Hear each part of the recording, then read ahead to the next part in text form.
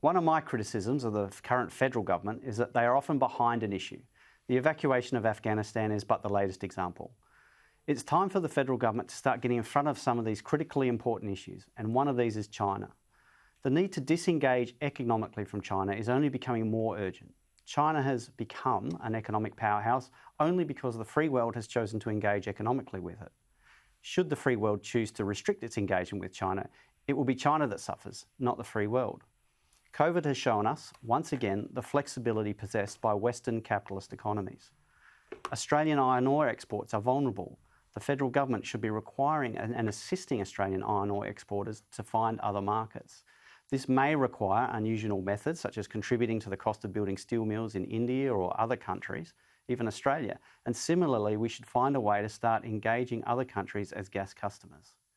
Australian companies should be encouraged to move manufacturing facilities from China to other nations, and especially back home to Australia, to build sovereign capability.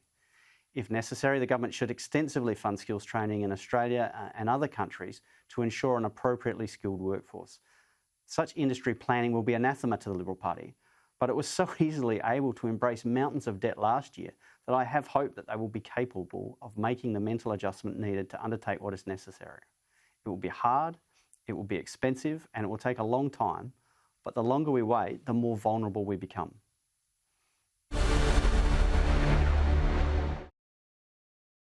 Kosha, I'll swing to you first, but I'd just like to know your thoughts on whether we should be disengaging from China at all and how we should go about doing that. Yes, look, so I'm a firm believer in the virtue of self-reliance. I've talked about that on this program before, and I think, the things you mentioned, Tom, about spurring more manufacturing jobs back into the country and just bringing supply chains, reorienting them back here, or even away from China, to diversify them is a good idea.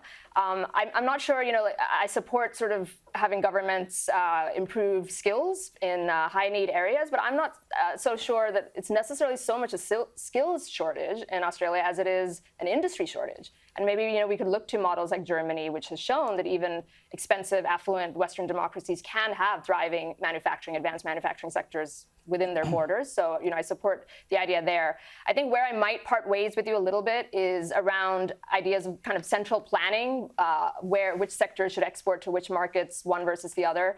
India certainly needs a lot of infrastructure. I can speak for that firsthand. But I think the Mittals have got that covered. I wouldn't want us to subsidize their steel industry as an example. Lakshmi Mittal is a billionaire, and he can hopefully figure that out for the Indians.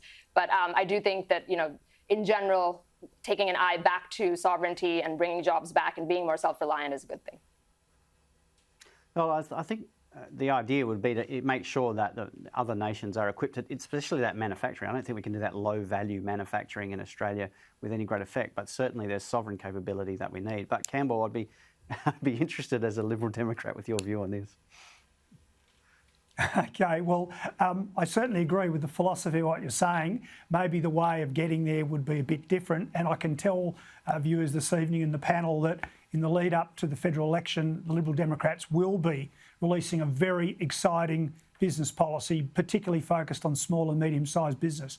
But the thrust of that, guys, is it's about getting rid of red tape, not picking winners, but really creating a playing field where this is the best place to set up a business and succeed and be rewarded in the Western world. That's the vision that we have, and we'd love to see more things being done in Australia. We'd love to actually fulfil the sentiment of what you just said, Tom. I think it's terrific. And by the way, again, you're right, mate. This federal government moves slowly at snail's pace, whether it be getting people who helped us in Afghanistan out, whether it be rolling out vaccines, whether it be building dams and irrigation schemes in Queensland after 8 years in office and promising them since 2013. They are the masters at running like a snail. Cool. Caleb, I'll bring you in there. It's the same Prime Minister, remember, who said about vaccines, this isn't a race, and look at the rest of the world opening up while we're still sitting around here in lockdowns. Absolutely. But I'm with you here, Tom. We have to be worried about China, and I think Arthur Sinodinos, who is now our ambassador to the US, put this quite well during the week in the Fin Review, where he said that China is now a bigger threat to Australia than terrorism.